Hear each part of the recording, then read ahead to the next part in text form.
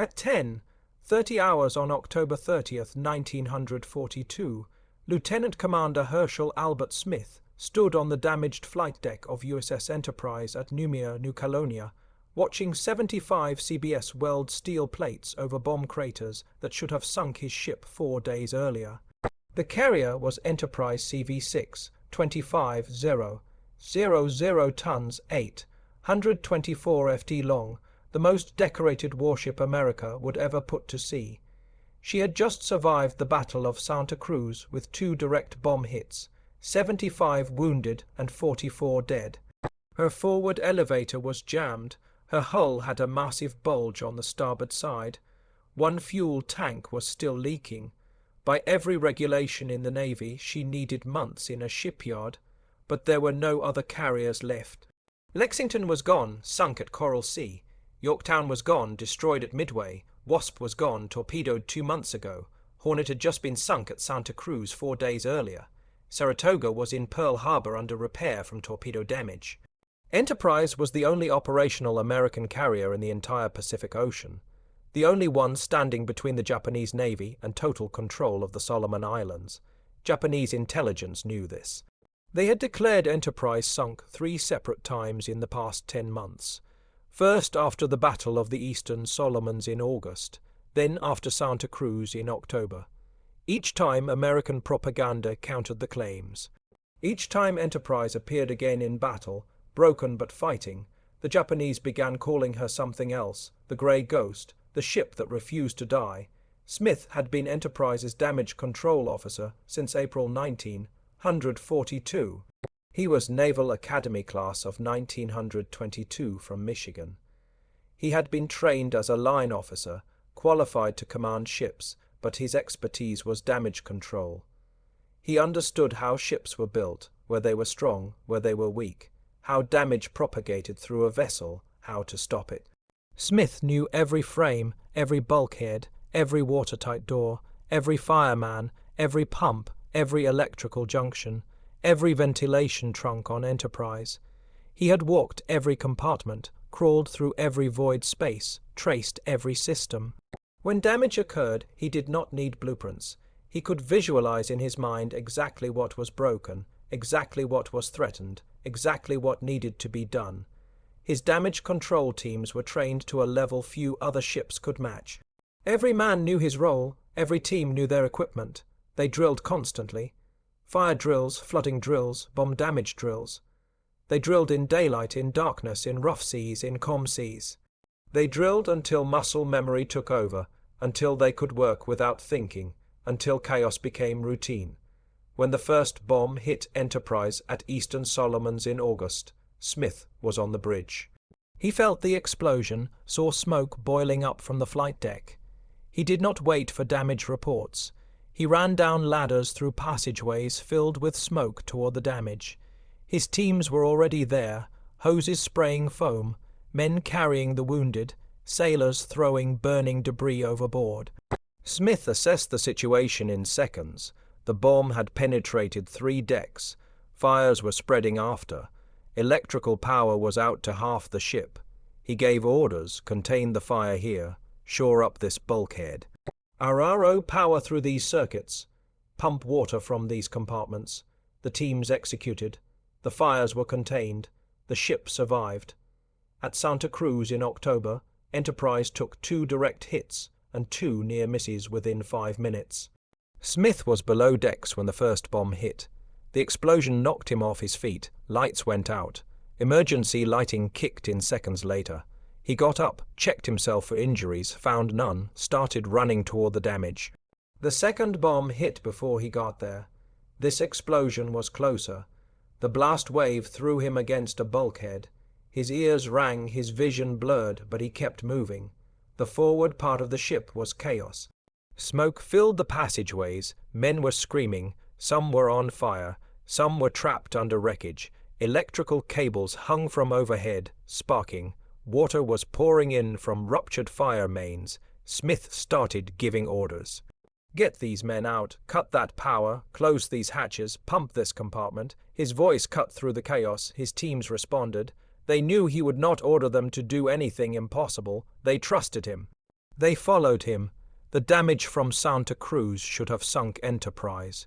2 bombs penetrating to interior spaces, near misses buckling the hull, flooding in multiple compartments, fires threatening magazines.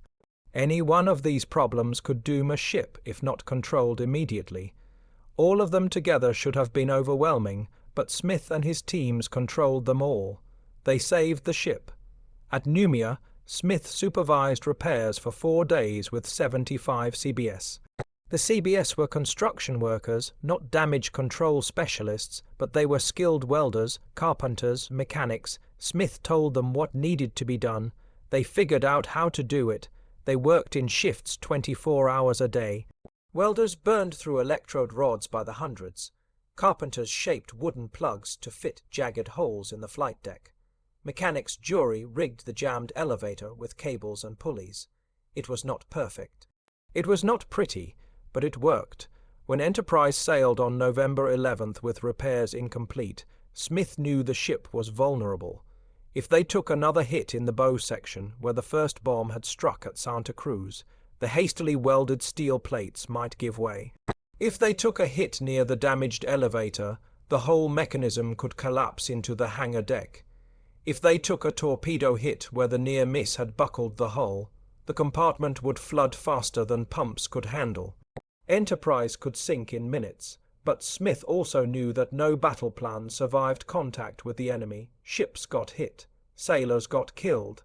All he could do was prepare his teams to respond fast, respond correctly, respond as if their lives and everyone else's lives depended on what they did in the next few minutes. Because they did. During the 4 days at Guadalcanal, November 12th through November 15th, Enterprise was not hit again. Smith and his teams were lucky. The Japanese were too busy being destroyed by American aircraft to attack the carrier effectively. But the CBS kept working. They finished repairs on the elevator. They reinforced the hull patches. They restored systems to full capability. By the time Enterprise returned to Noumea on November 16th, she was in better shape than when she had sailed 5 days earlier. The ship had been repaired during combat operations. It was unprecedented. Then the message came through on November 10th. Japanese battleships were heading for Guadalcanal. They planned to bombard Henderson Field, destroy the American air base, then land reinforcements to retake the island. Enterprise had to sortie now tonight, no matter her condition. Captain Osborne Bennett Hardison received the order at 1,800 hours. He was 49 years old, Naval Academy class of 1916 from North Carolina. He had commanded Enterprise for exactly 10 days. He looked at the damage reports, looked at Smith, asked one question. Can she fight? Smith told him the truth. The forward elevator was still jammed. The hull still had leaks. The watertight integrity was compromised. If they took another hit in the wrong place, Enterprise would sink fast. But her engines worked, her steering worked, her catapults could launch aircraft. She could fight. Hardison gave the order. Enterprise would sail at 0600 on November 11th with the CBS still aboard, welders still working, air hammers still pounding, repair crews still trying to fix what battle had broken. What happened over the next 4 days would decide the Guadalcanal campaign and prove that one damaged carrier mattered more than all the pristine battleships the Japanese could bring to bear. The problem was not that America lacked ships. By November 1942, American shipyards were launching new destroyers, cruisers, battleships at record pace, but carriers took longer to build. The new Essex-class carriers would not arrive until 1943. The Independence-class light carriers would not be ready until mid-1943. For now, in November 1942, Enterprise was all there was. The Japanese knew this advantage would not last. They had to destroy American forces at Guadalcanal before American industrial power overwhelmed them. They committed their combined fleet to a massive operation. Battleships He and Karishima would bombard Henderson Field. Cruisers and destroyers would escort troop transports. Carriers would provide air cover. The operation would crush American resistance and reclaim Guadalcanal. On the American side, the situation was desperate. Marines on Guadalcanal held Henderson Field by their fingernails. They needed air support. They needed supplies. They needed Enterprise to get aircraft close enough to fight Japanese ships heading south. Enterprise left Neumayer Harbor at dawn on November 11th.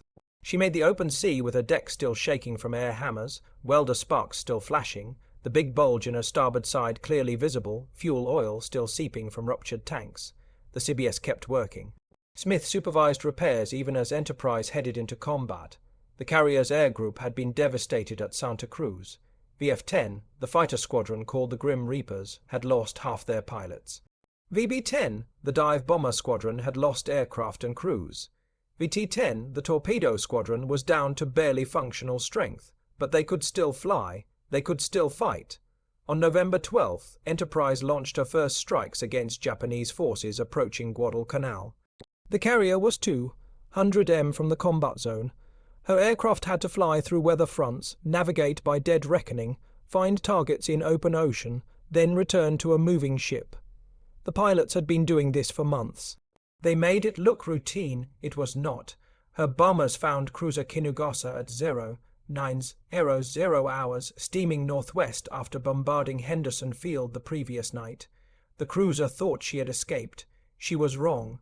Enterprise dive bombers, Douglas SPD Dauntless aircraft from Bombing Squadron 10 rolled in from 12,000 FT. The ship tried to maneuver, throwing up anti-aircraft fire, but the American pilots had practiced dive bombing for years. They hit her with 500 lb bombs at 9:36 in the morning. The first bomb hit the 13 mm machine gun mount in front of the bridge. The explosion started a fire in the forward gasoline storage area. Captain Sowa and his executive officer died instantly. The ship began listing to port. Near misses caused additional flooding. A second wave of bombers arrived. More hits knocked out the cruiser's engines and rudder. Without propulsion or steering, Kinugasa was doomed. She capsized and sank. At 1,345 hours, 511 of her crew went down with her. Enterprise aircraft returned to the carrier. The pilots reported the kill. They refueled and rearmed. They ate cold sandwiches in the ready room. They waited for the next mission. Some of them were 19 years old. Some had been in combat for 9 months. All of them knew that more targets were coming. That night, November 12th into November 13th, American cruisers and destroyers fought a desperate surface battle against Japanese battleship High and her escorts. The action started just after 0130 hours. The two forces encountered each other at point-blank range in darkness. Searchlights snapped on. Guns opened fire. The range was so close that some shells passed through ships without exploding because the fuses had not armed. He was a Congo-class battleship, 14,000 tons, 814 in guns, heavily armored. She should have destroyed the American force, but the night action was chaos. American destroyers launched torpedoes. American cruisers fired at close range. He took dozens of 8-in and 6-in shell hits. Her steering was damaged. Her forward turrets were knocked out. A torpedo hit flooded compartments. By dawn, she was crippled, unable to make more than 8 knots circling northwest of Savo Island. The Japanese should have scuttled her then, should have abandoned ship and let her sink, but they tried to save her. Destroyers stood by, ready to take off the crew. Tugs were dispatched from the Shortland Islands. They thought they had time. They were wrong. November 13th at dawn. Enterprise aircraft found he at 061. 5 limping north at 8 knots, trailing oil listing 5 degrees to starboard, trying to reach safety before American bombers could finish her. The battleship was 30 miles northwest of Savo Island. Her escorts, 3 destroyers, were still with her, but they could not protect her from what was coming. Enterprise launched the first strike at 0630. 6 F-4F Wildcat fighters for combat air patrol. 9 SPD Dauntless dive bombers loaded with 0 lb bombs. 6 TBF Avenger torpedo planes carrying Mark 13 torpedoes. They found he at 0720. The dive bombers went in first from 10 FT. The battleship maneuvered sluggishly, her steering still damaged from the night battle. The bombs hit. One struck near the forward turret. Another hit midship. Fires started. The torpedo planes attacked from low altitude, skimming the water at 200 FT, dropping torpedoes at 1,500 YD. The battleship's anti-aircraft guns fired desperately. Tracers filled the air. One Avenger was hit, crushed into the sea, but the other torpedoes ran true. At least 2 hit the battleship's port side. Underwater explosions opened the hull to the sea. Then Marine aircraft arrived from Henderson Field. More dive bombers, more torpedo planes. They attacked in waves. Then Army B-7 bombers from Espiritu Santo joined the attack, dropping bombs from 20,000 FT. The bombers could not aim precisely from that altitude, but with enough bombs, some would hit, and they did. Wave after wave of attacks continued through the morning and afternoon. Enterprise launched a second strike at 09:00. A third strike at 1,100. Marine squadrons from Henderson kept rotating through. Army bombers kept coming. The Japanese tried to provide air cover. 0 fighters flew combat air patrol over high, but there were too many American aircraft. The Japanese fighters were outnumbered, overwhelmed. By 400 hours, he had taken an estimated 5 to 8 torpedo hits and 7 to 8 bomb hits. Her hull was breached in multiple locations. Water flooded the lower decks faster than pumps could handle. Fires burned out of control. The captain gave the order to abandon ship. Destroyers came alongside, took off survivors. At 18:15 hours, as the sun set on November 13th, the Japanese scuttled he with demolition charges. She sank in the evening darkness. 838 of her crew died, but the battle was not over. More Japanese ships were coming. Cruisers, destroyers, and battleship Kirishima were approaching Guadalcanal for another bombardment run, and 11 Japanese troop transports were steaming south, packed with 10,000 soldiers to retake the island. Enterprise kept launching strikes. Her pilots were exhausted. They had flown multiple missions per day for 3 days. Some had been shot down, rescued, and flew again the same day. The maintenance crews worked miracles, keeping damaged aircraft flying. The CBS kept repairing battle damage from Santa Cruz, while new damage from Japanese air attacks kept appearing. On November 14th, Enterprise bombers found the Japanese troop convoy at 08:00 hours. 11 transports tightly packed in formation, heading straight for Guadalcanal at 12 knots. Each transport carried between 800 and 1,000 Japanese soldiers. The soldiers were the veteran troops of the 38th Division, battles hardened from China, equipped with artillery, tanks, ammunition for a major offensive. If they landed, they could retake Guadalcanal. The Marines at Henderson Field could not stop them. Enterprise dive bombers attacked first at 08:30. They rolled in from 12,000 FT, diving at 70 degrees, accelerating to 280 mph, releasing bombs at 1,500 FT, pulling out at 500 FT. The transports had no chance. They were cargo vessels, not warships. Thin hulls, no armor, loaded with fuel and ammunition. When the bombs hit, the ships exploded. The first transport to die was Kinugawa Maru. A 000 LB bomb hit her amidships, penetrated to the engine room, exploded. The ship broke in half. She sank in minutes. 300 soldiers went down with her. Kanbaru took 3 hits. Fires spread through the ship. The captain tried to beat her, but she sank before reaching shore. 450 drowned. Brisbane Maru was hit by 2 bombs. One hit the forward hold loaded with ammunition. The explosion blew off the bow. She sank stern first. Marine aircraft from Henderson Field joined the attack at 09:00. More dive bombers. They found targets everywhere. The convoy was breaking apart.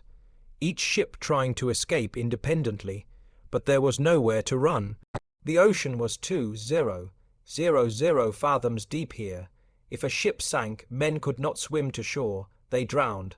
Army B-17 bombers arrived at 09:30 30 from Espiritu Santo. They bombed from altitude. Their accuracy was poor compared to dive bombers, but the transports were large targets. More hits, more fires, more sinking ships. Enterprise launched a second strike at 1,000 hours. Fresh pilots, more bombs, more torpedoes. They found targets still burning from the first strike. They attacked the survivors. The slaughter continued through midday. By 1,400 hours, 7 of the 11 transports had been sunk. Arizona Maru, Brisbane Maru, Kanbaru, Kinugawa Maru, Nagara Maru, Noko Maru, and Shinagawa Maru, all gone.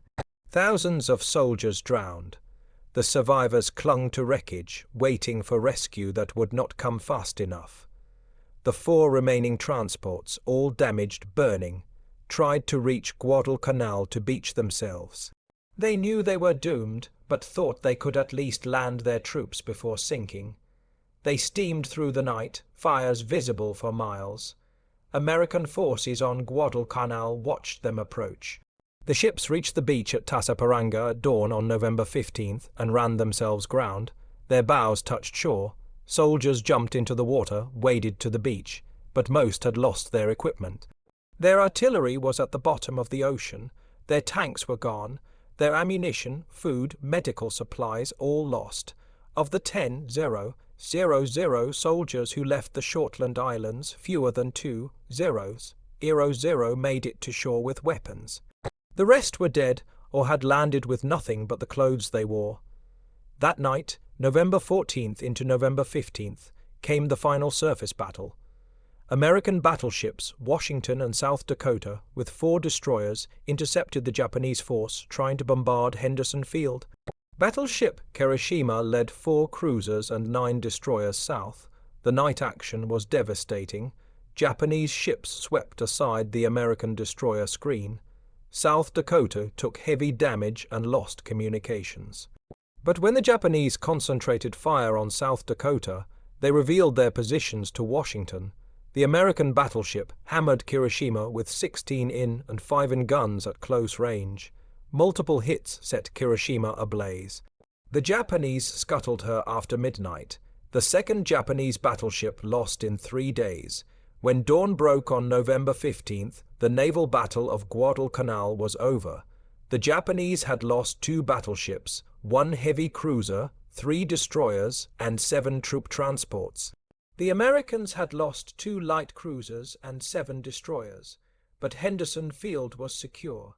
The Marines would hold Guadalcanal, and Enterprise had been there for all of it. Captain Hardison sent a message to Navy Department on November 16th.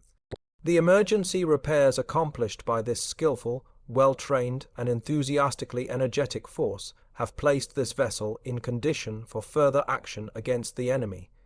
He was talking about Smith and the CBS, the men who kept Enterprise fighting when she should have been in a shipyard.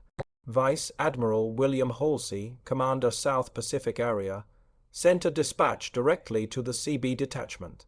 Your commander wishes to express to you and the men of the construction battalion, serving under you, his appreciation for the services rendered by you in effecting emergency repairs during action against the enemy. The repairs were completed by these men with speed and efficiency. I hereby commend them for their willingness, zeal, and capability. But the real story was what those 4 days meant. 1 damaged carrier kept operational by a damage control officer, and 75 construction workers had helped sink 2 battleships, 1 cruiser and 7 transports, had helped save Guadalcanal, had helped turn the Pacific War. The Japanese never attempted another major offensive at Guadalcanal after November 1942. They evacuated their remaining troops in February 1943. The island became an American base for the rest of the war, and it all hinged on those 4 days when Enterprise fought while still under repair. This was not the first time Enterprise had defied death. She had been scheduled to return to Pearl Harbor on December 7, 1941. Bad weather delayed her task force. She arrived December 8th to find the harbor in ruins. Her aircraft had actually flown over Pearl during the Japanese attack. 7 of her dive bombers were shot down by Japanese fighters and American friendly fire. 8 of her airmen died, 2 were wounded. Enterprise was the only American carrier to have men at Pearl Harbor during the attack. 3 days later, December 10th, Enterprise aircraft found and sank Japanese submarine Walt 70. First American warship sunk by American forces after war was declared. Enterprise drew first blood, February 1st, 1942. Enterprise Task Force raided Quadriline, WWII, and Malope in the Marshall Islands. Sank 3 ships, damaged 8, destroyed numerous aircraft and ground installations. Japanese bombers counterattacked.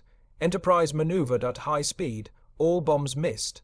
The carrier escaped with minor damage. April 18, 1942. Enterprise escorted Hornet on the Little Raid. While 16 Army B-25 bombers launched from Hornet to bomb Tokyo, Enterprise fighters flew combat air patrol and attacked Japanese picket boats that spotted the task force. The raid shocked Japan, proved their home islands were vulnerable, forced them to pull air defenses back from the front lines. June 4, 1942, Battle of Midway. Enterprise was flagship for Rear Admiral Raymond Sprunt, one of the most intelligent tactical commanders in the U.S. Navy. Sprunt understood that carriers were fragile. The timing was everything, that one mistake could lose the battle and possibly the war. The Japanese plan was to occupy Midway Island, draw out the American carriers, and destroy them with overwhelming force. Admiral Yamamoto commanded the combined fleet, 4 carriers in the striking force, 2 more with the occupation force, 7 battleships including his flagship Yamato, the most powerful battleship ever built. The Japanese had more ships, more aircraft, more experienced pilots. They expected an easy victory, but American intelligence had broken the Japanese naval codes. Admiral Nimitz knew the attack was coming. He positioned Enterprise Yorktown and Hornet northeast of Midway, hidden beyond the Japanese search radius, waiting to ambush the strike force. The battle began at 0630 when Japanese carriers launched 108 aircraft to attack Midway. The island's defenders launched everything they had to intercept. Army B-17 bombers, marine fighters, dive bombers, torpedo planes all attacked the Japanese carriers in uncoordinated strikes. All failed to score hits. The Japanese shot down most of the marine aircraft. Their carriers seemed invincible. At 07:05, American carriers launched their strikes. Enterprise sent 33 dive bombers, 14 torpedo planes, 10 fighters. Yorktown launched 17 dive bombers, 12 torpedo planes, 6 fighters. Hornet launched 35 dive bombers, 15 torpedo planes, 10 fighters. Over 150 American aircraft heading southwest to find 4 Japanese carriers. But coordination fell apart. The squadrons became separated. Navigation was difficult. The ocean was vast. Some squadrons flew the wrong direction and never found the enemy.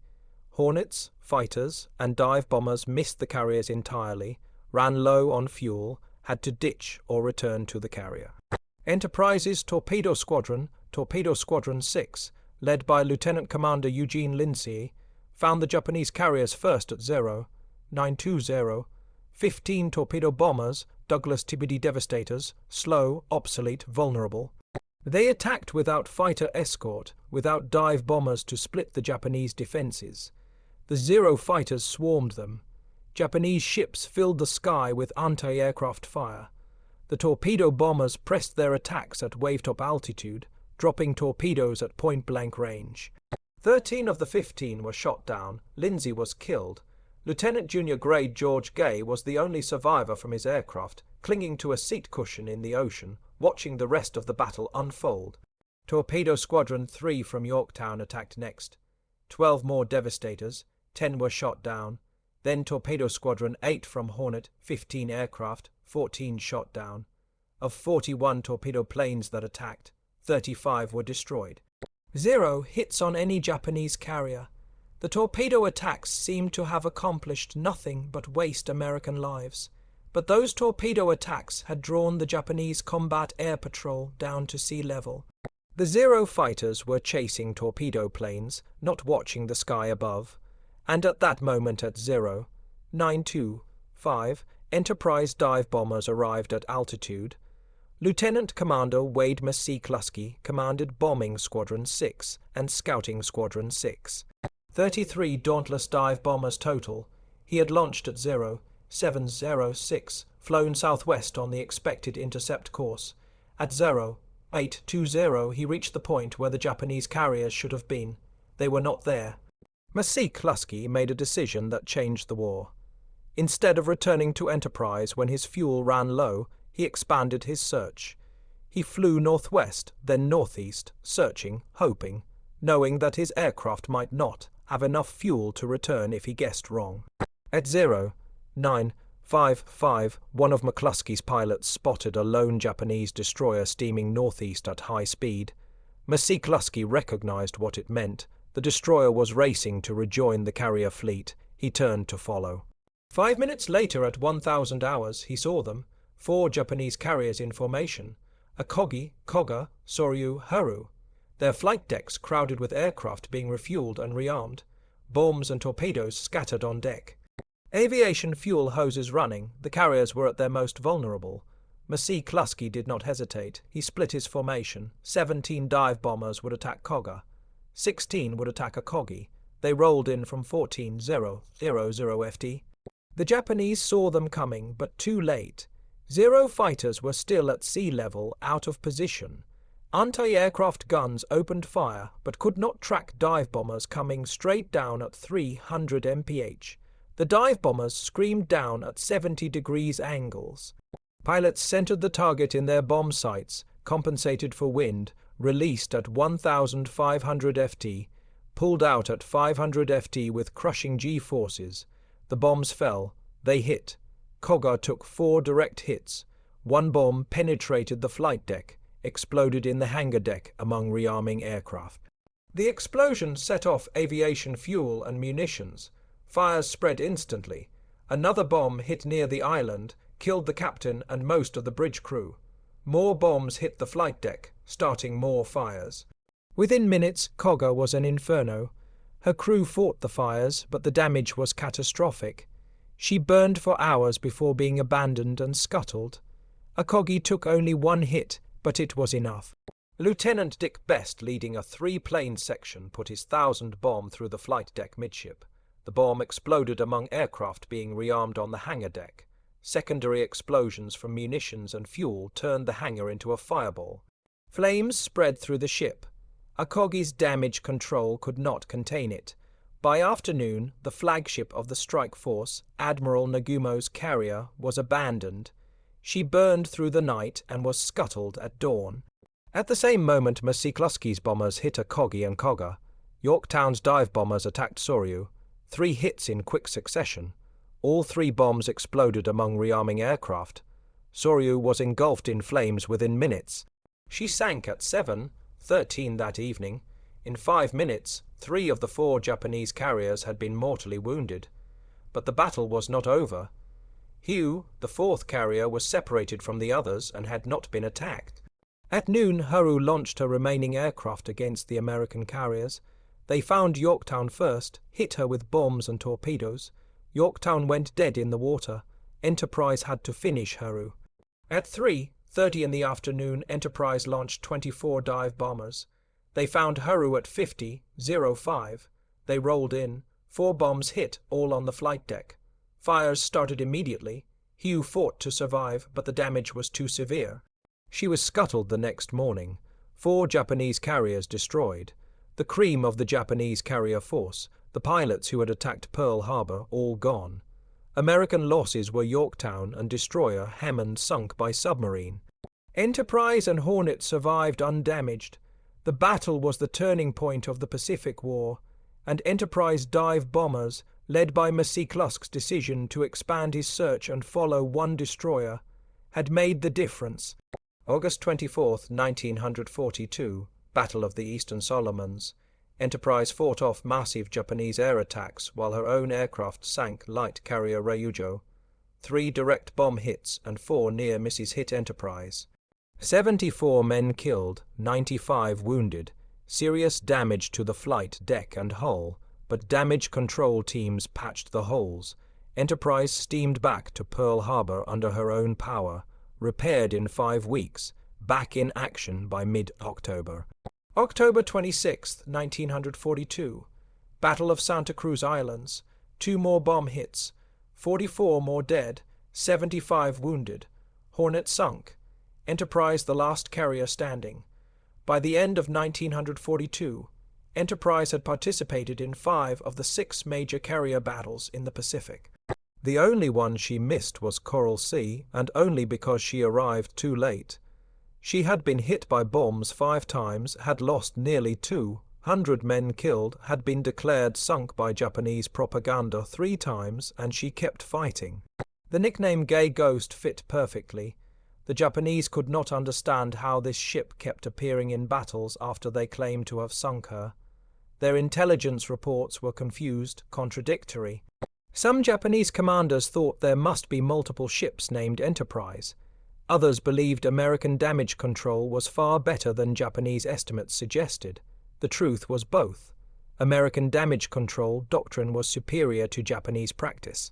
American carriers had better compartmentalization, better fire suppression systems, better trained repair crews, but Enterprise had something more. She had Smith.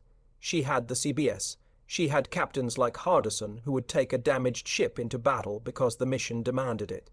She had pilots who flew until their aircraft fell apart, then flew borrowed aircraft. She had a crew that believed their ship was special, that she could not be sunk, that they would survive anything. In 1943 and 1944, as new Essex-class carriers joined the fleet, Enterprise's role changed. She was no longer alone, but she was still fighting. She participated in the Gilbert Islands Campaign, the Marshall Islands Campaign, the strikes against Truk, the Moronos Campaign, the Battle of the Philippine Sea, the Battle of Lee Gulf. At Lee Gulf, in October 1944, the largest naval battle in history, Enterprise aircraft sank 3 enemy ships and shot down 52 enemy planes, more than any other carrier in the battle. She took 2 kamikaze hits, but the damage was minor. Enterprise had fought in so many battles that even kamikaze crashes barely slowed her down. In late 1944, Enterprise pioneered night carrier operations. She became the first carrier equipped and trained for round, the clock air operations. Her night fighters protected the fleet from Japanese night attacks. Her night bombers struck Japanese bases in darkness. The concept proved so successful that the Navy created dedicated night carrier air groups. February 1945, Enterprise supported the invasion of UWII. Her aircraft flew continuously over the island for 174 hours, 74 hours of continuous air operations. No other carrier in history had matched that endurance. March 1945, Enterprise participated in strikes against the Japanese home islands. Her aircraft bombed Tokyo, Kobe, Nagoya.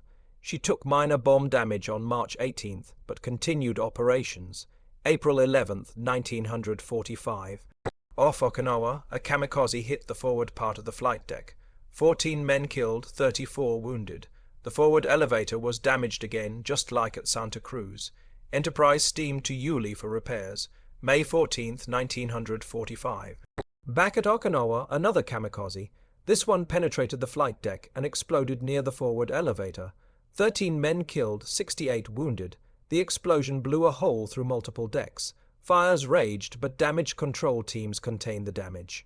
Enterprise survived. This was her last wound of World War II. The damage was severe enough that repairs took until late August. By the time Enterprise returned to the Pacific, Japan had surrendered. She missed the surrender ceremony in Tokyo Bay. After 7 years of service and 20 major battles, Enterprise was in a repair dock when the war ended. Her final tally was staggering: 911 enemy aircraft shot down by her fighters and gunners, 71 enemy ships sunk by her bombers, 192 more enemy ships damaged or destroyed. She had steamed over 275 000M in wartime operations, participated in 18 of the 22 major carrier actions in the Pacific, more than any other American ship. Enterprise earned 20 battle stars, 3 more than any other U.S. warship in World War II. She received the Presidential Unit Citation. She received the Navy Unit Commendation. She was the only carrier to receive both. On November 23, 1945, at Southampton, England, the British Admiralty presented Enterprise with the Admiralty Pennant. First time in over 400 years that this honour had been given to a foreign warship. Secretary of the Navy, James Forrestal, called Enterprise the one vessel that most nearly symbolises the history of the United States Navy in World War II. But when the war ended, America forgot. Enterprise was decommissioned on February 17, 1947. Plans to preserve her as a memorial were announced. Fundraising began, but the money never materialized. The ship sat in reserve for years. In 1949, plans to make her a permanent memorial in New York were suspended. Subsequent attempts failed. On July 1, 1958, Enterprise was sold to Lippert Corporation for scrapping. By March 1960, she was gone. Cut up for scrap metal at Kearney, New Jersey, the most decorated ship in U.S. Navy history, the carrier that fought from Pearl Harbor to Okinawa, the grey ghost that refused to die in battle. Destroyed by accountants and indifference, some pieces survived. Her bell went to the Naval Academy at Annapolis, her stern plate went to Rivervale, New Jersey, an anchor went to the Washington Navy Yard. A few portholes and fittings were saved by veterans, but the ship itself was erased. Herschel Smith, the damage control officer who kept Enterprise fighting through 20 battles, retired from the Navy as a captain. He never received a major decoration for his work. The official records credited Enterprise's survival to her design and her crew. Smith's name appeared in some after-action reports, nothing more. Captain Hardison, who commanded Enterprise during the desperate November 1942 battles, rose to Vice Admiral before retiring. He died in February 1959 from injuries in a car accident. He was buried at Arlington National Cemetery. His papers are preserved at the University of North Carolina. The CBS who repaired Enterprise while under fire at Guadalcanal returned to construction work after the war. Most never talked about what they had done. They were construction workers, not heroes. They built things, that was all. Wade McCluskey, the air group commander who led Enterprise bombers to victory at Midway, retired as a rear admiral. He died in 1976. His decisions at Midway, when he spotted a lone Japanese destroyer and followed it to find the enemy fleet, changed the course of the war, but few people remember his name. The pilots who flew from Enterprise, the men who made her the most dangerous ship in the Pacific, mostly returned to civilian life. Some stayed in the Navy, some became airline pilots, some went back to farms in Iowa and factories in Michigan and offices in California. They had fought in the greatest naval war in history. Then they came home and went back to being ordinary Americans. 30 men served aboard Enterprise during her 9 years of active service. 103 enlisted men and 1 officer earned all 20 battle stars awarded to the ship. They served through every battle from Pearl Harbor to Okinawa. Their names are preserved in Navy records. Their stories are mostly forgotten. In 1958, the same year Enterprise was sold for scrap, the Navy commissioned a new carrier, USS Enterprise CV-6, first nuclear-powered aircraft carrier in history. She served for 51 years, longer than any other carrier. Commissioned in November 1961, she deployed to the Mediterranean, the Pacific, participated in the Cuban Missile Crisis, served multiple tours in Vietnam, conducted operations in the Indian Ocean and Persian Gulf. The name lived on through decades of Cold War and beyond. In the future, another Enterprise will be built. CV-80, a Ford supercarrier, is scheduled for completion in the 20s. The name will not die. The tradition continues, but the original Enterprise, the Grey Ghost, the carrier that fought from Pearl Harbor to Okinawa, exists now only in photographs and memories and in the stories passed down by those who served. There is a lesson in how Enterprise was lost, America spent billions building her. Thousands of men served aboard her. She fought in every major battle of the Pacific War. She earned more decorations than any other ship. She symbolized American naval power at its finest moment. And when the war ended, she was scrapped because no one wanted to pay for her preservation. The failure to save Enterprise became a wake-up call that changed how America preserves its military heritage. After her loss, preservation movements gained momentum and support. Veterans groups organized. Fundraising became more professional. Public awareness increased about the importance of saving these historic vessels before they disappeared forever. USS Intrepid became a museum in New York. USS Hornet became a museum in California. USS Lexington became a museum in Texas. USS Yorktown became a museum in South Carolina. 4 Essex-class carriers were saved. 1 Midway-class carrier was saved. These ships now educate millions of visitors each year about naval history, about sacrifice, about the men who served. But Enterprise, the ship that mattered most, the carrier that earned more battle stars than any other, was gone. That loss taught America a lesson it would not forget. In 1991, a historian researching carrier operations in World War II found the full story of Enterprise in Navy archives. The war damage reports, the action reports, the citations, the crew rosters, the story of how one carrier damaged at Santa Cruz and repaired by CBS fought through the naval battle of Guadalcanal and changed the Pacific War. The historian tried to find veterans to interview. Many had died, but some remained. They were in their 70s by then. They remembered. They remembered the smell of aviation fuel and burning metal. They remembered the sound of aircraft engines and anti-aircraft guns. They remembered the feeling of the deck shaking under bomb impacts. They remembered their shipmates who died. They remembered November 1942, when Enterprise was the only American carrier left. When she sailed into battle while still under repair, when CBS welded steel plates on her flight deck while Japanese aircraft attacked. They remembered that their ship had made the difference. That is how naval power actually works in war. Not through the newest ships or the biggest guns, but through sailors and officers who keep damaged ships fighting, through construction workers who repair carriers under fire, through pilots who fly one more mission when they are too exhausted to see straight, through damage control teams who fight fires and patch holes while the ship heads back into combat. Enterprise was the most dangerous American warship of World War II, not because she was the biggest or newest or most advanced. She was dangerous because she would not quit. She was dangerous because her crew believed she could not be sunk. She was dangerous because every time the Japanese declared her destroyed, she appeared again, the grey ghost, the ship that refused to die. If you found this story as compelling as we did, please take a moment to like this video. Subscribe to stay connected with these untold histories. Leave a comment below telling us where you are watching from. Thank you for watching and thank you for keeping these stories.